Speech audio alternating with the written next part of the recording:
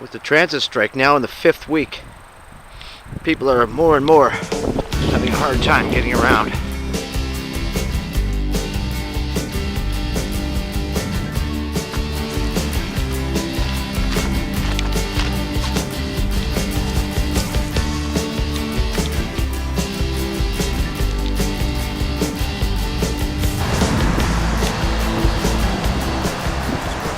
Situations where I normally would take the transit.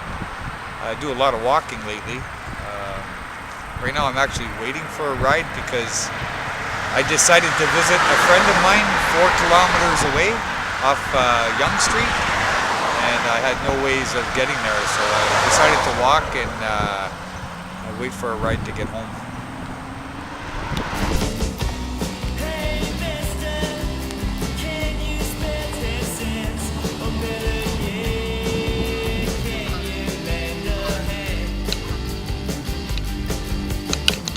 Someone's coming towards me. I'm here now at Occupy Newmarket at the 1 o'clock start, and looks like it's building and people are starting to discuss different things, and it's a really good atmosphere. Luckily the weather is once again a beautiful day.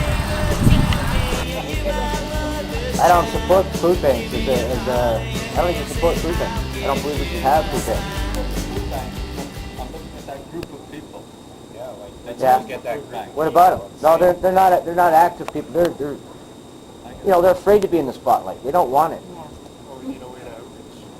They're embarrassed by having to use the food banks. They're not frontline. Some of them will step forward, but not a lot. Canada's first food bank, Edmonton's Food Bank, opened in 1981. Originally known as the Gleaners Association, and like the Daily Bread Food Bank, which opened in Toronto in 1984, Canada's largest, was meant only as a temporary measure. Its original intent was to use up close to expiry date and edible fresh foods that were at that time just being wasted. Ironically, to glean means to carefully pick, harvest, and with very little actual fresh food going out of our food banks these days, it would certainly seem a misnomer.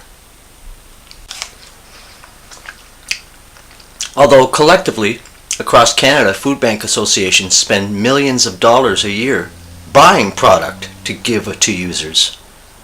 Corporations, in fact, account for 80% of all food bank donations. I feel if corporations were just to pay their employees a little more, and if our government were to take care of those in need a little more, we could actually eliminate food banks. But the First Nations have tried. They've gone to the UN over and over and over again.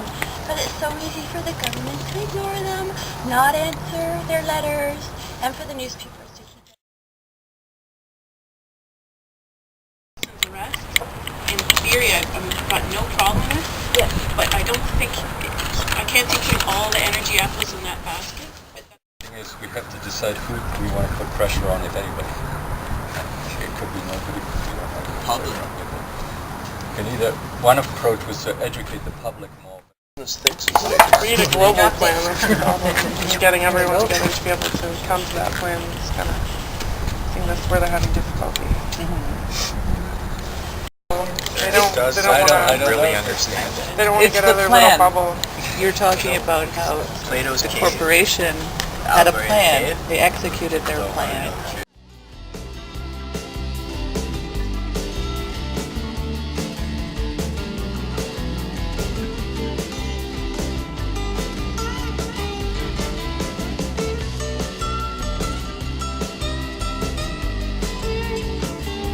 As they move to close down Occupy movements around the world, I wonder if Newmarket had it right to begin with, not to try to occupy something permanent. In fact, after Saturday's General Assembly meeting, some members of Newmarket's movement met with members of the Toronto Occupy movement, who were closed down last month, and discussions and commonalities were found. Will this become a global phenomenon? Is Occupy something bigger than what they can close down? I'm Tom Pearson. I'll keep reporting this and other socially conscious news reportings happening right here on PACC News. Find out right here on PACC News. I'll see you next time. I'm Tom Pearson. Until then, watching for you on the streets.